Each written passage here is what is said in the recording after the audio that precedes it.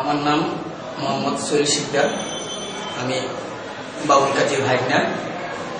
আমার মামায় ঠিক 7টার দিকে, সন্ধ্যা 7টার দিকে গোসল করে খাওয়া দাওয়া করে রাস্তায় বাইরে এসেছে।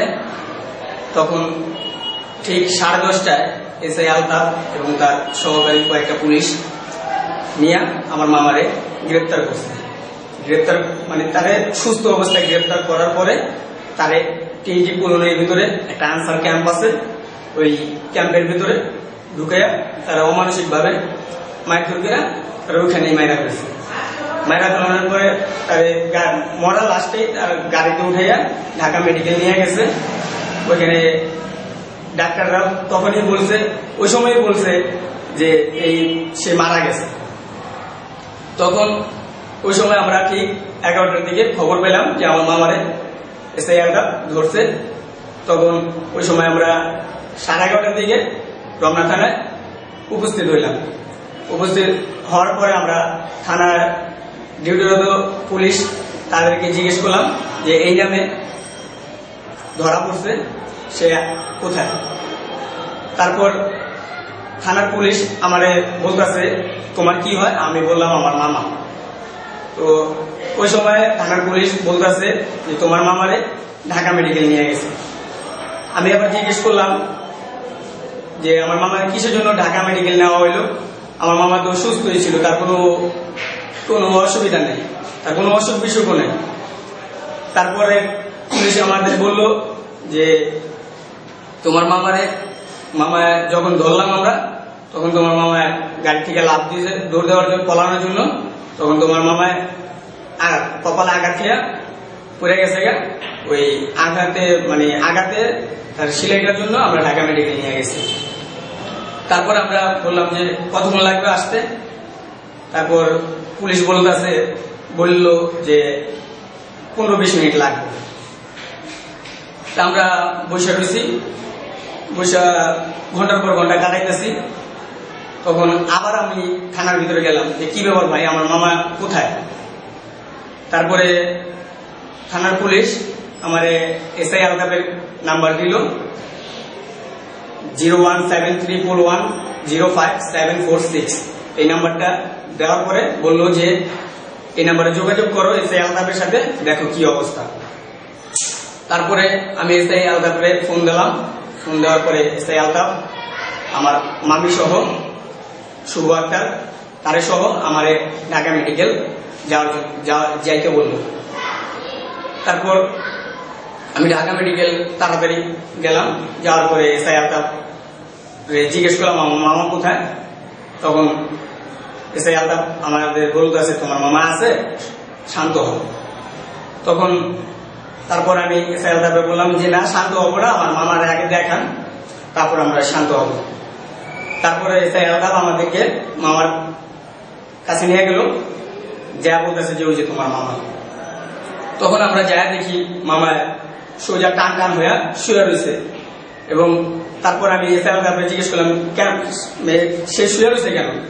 তখন এসআই আলতাফ আমাদের বলতেছে যে তোমার মামা মারা গেছে। তারপরে আমি মামার কাছে গিয়ে দেখি যে মামার এই জায়গায় একটা গরুর উপরে একটা ক্ষত, প্রায় 1 পর ডাবানো গর্ত, গালের এই জায়গাটায় ফুলে রয়েছে, নীল হয়ে রয়েছে। আর মাথার পিছনে আঘাতের চিহ্ন পাওয়া গেছে, আর পিঠে 2 পাশেই আঘাতের চিহ্ন।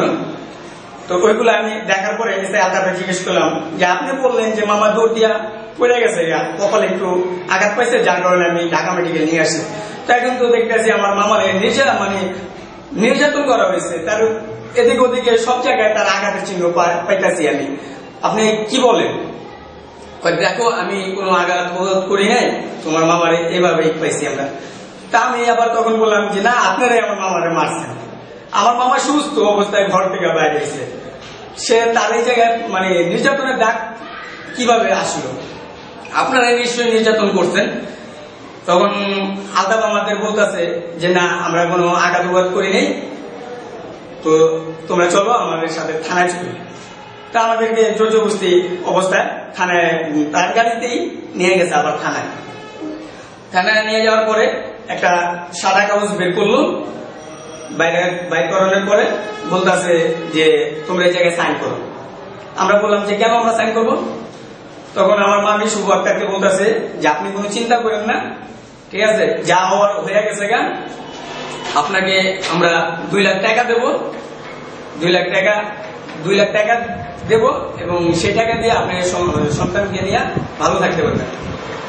তখন আমার মামি বলতেছে কেন আপনি আমার টাকা দেবেন, আপনি আমাকে টাকা দেবেন কেন? আপনি জায়গায় সাইন করেন, আপনাকে টাকা দেবো। তখন আমরা সাইন করতে অস্বীকার করলাম। অস্বীকার করার পরে আমরা থানার গেট থেকে বাইরে হওয়ার জন্য যাইতাছি। তারপরে এসআই আলতাফ কয়েকটা প্রায় 8-7 জন পুলিশ বলতেছে যে ওদেরকে ধরে নিয়ে আসো। তখন ওই পুলিশগুলো আমাদেরকে কুকুরের মতো ধরে ছো দিয়া টানা নিয়ে যেতেছে, আমার কলার ধরলো এবং মামিরে ধাক্কায় নিতেছে। তখন আমরা জিজ্ঞেস করলাম যে আপনারা কেন এরকম করতেছেন কেন? তখন বলতেছে চল, কোনো কথা বলবি না, থানার ভিতরে চল। তারপরে আমি থানার ভিতরে গেলাম, যাওয়ার পরে বলতেছে বলতেছে যে তোমরা এই জায়গায় সাইন করো, সাইন না করলে তোমাদের ছাড়বো না। তখন আমি বললাম যে আপনারা কি জোর অবস্থায় আমাদের সাইন নেবেন নাকি? এটা কেমন কথা? পুলিশ কি এদেশের ভালো চান, বন্ধু না দুশ্মন? তখন এসআই আলতাফ বলতেছে তোমরা সাইন করো, সাইন না করলে আমরা ছাড়বো না। তারপরে আমি আমার এক ভাইয়াকে ফোন দিলাম, ফোন দেওয়ার পরে সে ভাইয়া আলতাফের সাথে কথা বললো, কথা বলার পরে আমাদেরকে ছাইড়া দিল। ছাইড়া দেওয়ার পরে এসআই আলতাফ ছাইড়া দিল। ছাইড়া দেওয়ার পরে আমরা ঢাকা মেডিকেল কলেজ হাসপাতালে আবার চলে গেলাম। চলে যাওয়ার পরে আমরা মিডিয়াতে ফোন দিছি। মিডিয়াতে ফোন দেওয়ার পরে মিডিয়া আসার পরে আমাদের কথাবার্তা নিয়েছে। নেওয়ার পরে সকালে নাকি এসআই আলতাফেও জিজ্ঞাসাবাদ করছে। তারপরে আমি সকালে ঠিক 11টার দিকে আমি থানায় উপস্থিত হইলাম যে আমার মামার বিচারের জন্য। আমি এসআই আলতাফের নামে জিডি করব এবং তার কেসের জন্য আমি রওনা হয়েছি। তো 11টার দিকে আমি থানার ভেতর ঢোকার পরেই এসআই আলতাফ আমার কলার ধরে বলতেছে যে তুই আমার নামে মিডিয়ার কাছে কেন মিথ্যা কথা বলছিস? আমি বলতেছি না, আপনার নামে কোনো মিথ্যা কথা বলি নাই, আপনারা যা যা করছেন আমি তাই বলছি। কয় না, তুই সব মিথ্যা কথা বলছিস। ঠিক আছে। পরে আমার মামা আমি এই কথা বলার পরে দেখি যে থানার সমস্ত পুলিশ এক হয়ে গেছে, আমার অনেক ঝাড়ি ঝুড়ি মারতেছে, দেখি হাতে লাঠি ইয়া করতেছে। তা আমার জোর জবরদস্তি অবস্থায় থানার ভিতরে নিয়ে যেতেছে। তখন আমি এসআই আলতাফকে বললাম যে দেখেন, আপনারা যদি এখন আমার একটা কিছু করেন তাহলে আমি মিডিয়ার কাছে আবার ফোন দেব এবং তারা আসলে আপনার অসুবিধা হবে।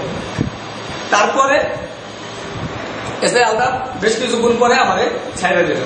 ছাইড়া দেওয়ার পরে আমি চিন্তা করলাম যে আমি গেলাম আমার মামার বিচারের জন্য, কিন্তু এসআই আলতাফ দেখি যে আমারই জান নিয়ে টানাটানি করতেছে, আমারই মায়েরা ফেলার জন্য চেষ্টা করতেছে। তখন আমি থানায় জিডি করবো তো দূরের কথা, আমার জান নিয়ে আমি ভয় বাঁচতেছি না। তখন আমার জানটা নিয়ে আমি বাইরে হয়ে গেলাম। বাইরে হয়ে যাওয়ার পরে ছেড়ে দিল আমারে। ঠিক আছে, ছেড়ে দিয়া আমি আবার ঢাকা মেডিকেল চলে গেছি। চলে গিয়া আমি আমার আত্মীয় স্বজনে বলতেছি যে মা, আমি মামার নামে কি কেস করবো এসআই আলতাফের নামে? এখন থেকে আমারই জানি না টানাটানি, এসআই আলতাফ আমারে এরকম করছে। ঠিক আছে। তখন আমার গার্জিয়ানরা বলতেছে যে দেখ বাবা কি করবো, ঠিক আছে, তোর মামার তো হয়ে গেছে যা হওয়ার, ঠিক আছে, তো এখন দেখি পুলিশই তোর জানিয়ে টানাটানি তো থাক, আমরা কেস করবো না।